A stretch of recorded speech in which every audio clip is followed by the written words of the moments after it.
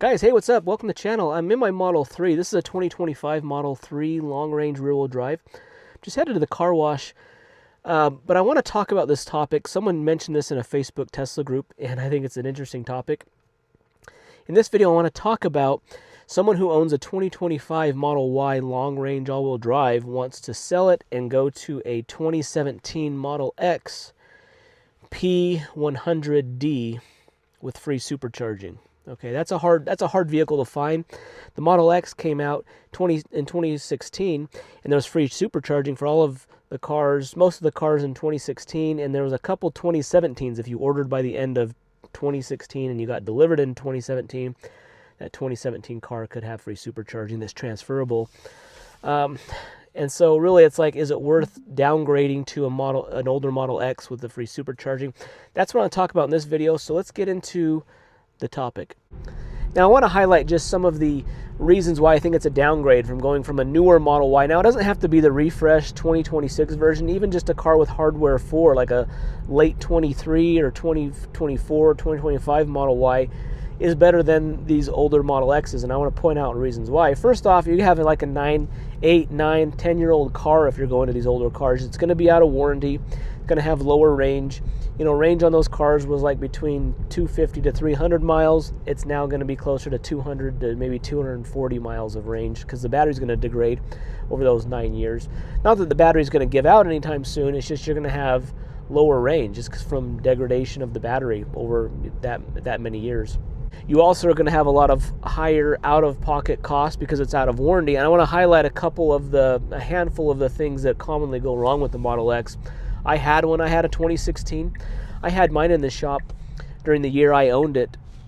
I had it in the shop almost 5 times in a year because of Falcon door issues. There's sensors in the Falcon doors.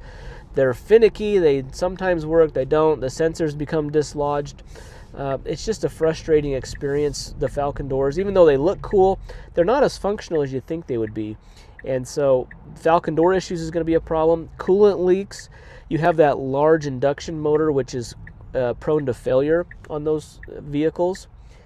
And when that coolant leaks, it's going to fry the inverter, wear out the bearings, and you're looking at a drive unit replacement. The newer Model Ys don't have that kind of issue. Air suspension leaks. You got compressor burnout, the 4-link ball joints, the suspension issues. There's also problems with the front axle half shafts. They shudder under hard acceleration. I had that issue in my 2016 that I had, Model X. So all of those things are going to be issues, and most likely you're going to take it to the Tesla service center. They're going to charge you, it's going to be thousands of dollars in repairs. And the Model Y just doesn't have those repair issues, and it's going to be a newer vehicle, most likely still under warranty, so that there's going to be some benefit there. Also, one surprise will be there's no Bluetooth phone key on those older Model X's. Bluetooth phone key didn't come out in the Model X's till 2022, the new refresh version. So that means you can't just have your phone and it opens the door. You have to carry the key fob around. You can dig deep into the settings of the app and open it up via the app, but it's not the phone key like it is with the Model Y. So that's going to be a huge surprise to someone that's used to the phone key with the Model Y. That's not an option, not even available on those older Model X's. Also, you just have older, outdated tech in the car. The MCU, the media control unit, is going to be slow. It's laggy. It's going to have MCU 1, which is the first generation. It's a $2,000 upgrade to MCU 2, and even that is still slow. It still has the old Intel processor. It's not as quick. It's not as snappy as what the Model Y gives, and so it's just going to be a slower navigation experience. Also, hardware 3, it's going to have hardware 2.5. You can be upgraded to 3, full self-driving computer 3. But it's still going to be nowhere near the self-driving machine that the computer 4 is. Another issue is the charging speeds. So it's only going to charge up to 150 kilowatts on the V2 superchargers. The Model 3s can do the 250 kilowatts on the V3 and V4 superchargers. So you got slower supercharging speeds. And that really negates, I think, any kind of savings when you're looking at a car that has full or free supercharging, like a 2016 or 2017 Model X. yeah, you might be attracted by the prospect of having free supercharging, but when you have to sit at those superchargers for double the amount of time that you would with like a Model Y, it's not going to be as attractive, just because it's frustrating, it's taking longer, it's not charging as quickly. So it really is a little more painful to sit at those superchargers with that older tech. So guys, those are kind of the reasons why I think that going from a newer Model Y to an old X is a downgrade. You know, the Model Y just has, like, you know, newer tech, longer range, faster supercharging, less repairs, more reliable, more efficient. I mean, almost everything about it is, I think, superior to the Model X.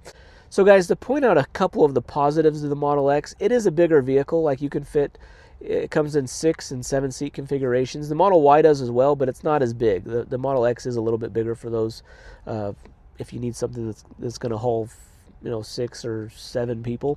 Model X is going to be the way to go there.